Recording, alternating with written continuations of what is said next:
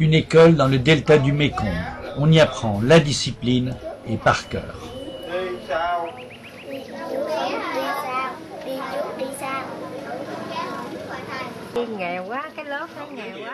Aujourd'hui, dans la classe d'à côté, nous donnons une formation sur la santé.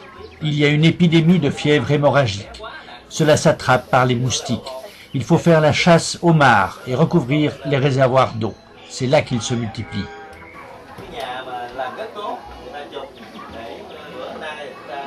L'hygiène est souvent déplorable. On trouve des latrines au-dessus des étangs pour nourrir les poissons. Ça se mélange avec les excréments des cochons. Un peu plus loin, on se baigne. D'autres font la lessive ou la cuisine.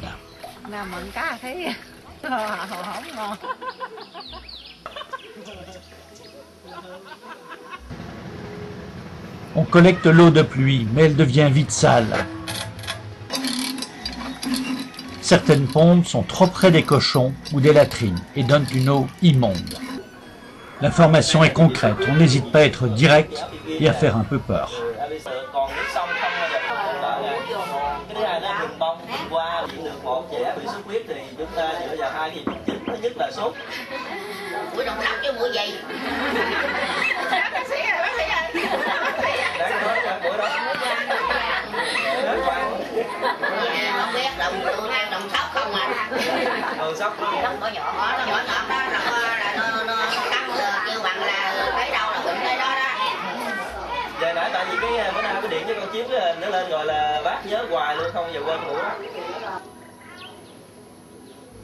C'est une petite école de campagne, 144 élèves, mais pas de latrine, pas de poubelle, ni d'eau potable. Dès la pause, on se précipite pour aller se soulager derrière. Il ne faut surtout pas penser qu'il suffit de construire des latrines pour changer les attitudes. Souvent, les toilettes sont simplement inapprochables.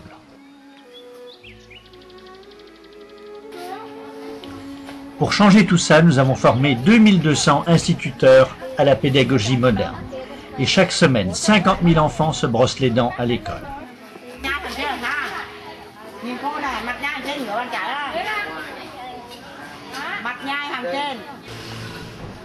Après le brossage, on se rince la bouche avec du fluor. Pas facile de se retenir. Nous aidons les écoles les plus motivées à construire des latrines. Elles sont toujours impeccables. Nous faisons aussi du théâtre-action.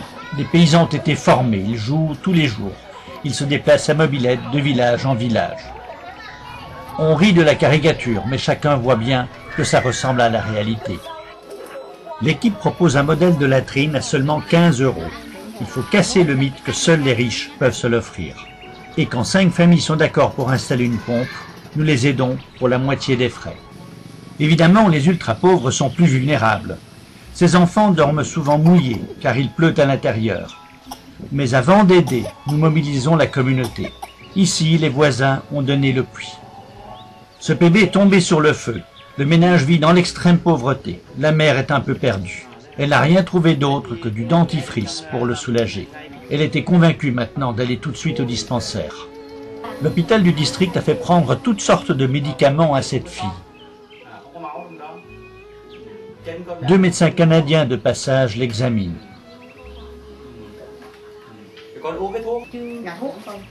En fait, tous les papiers montrent qu'elle n'a rien du tout. Sinon, qu'elle est malade des médicaments qu'on lui a fait prendre à tort.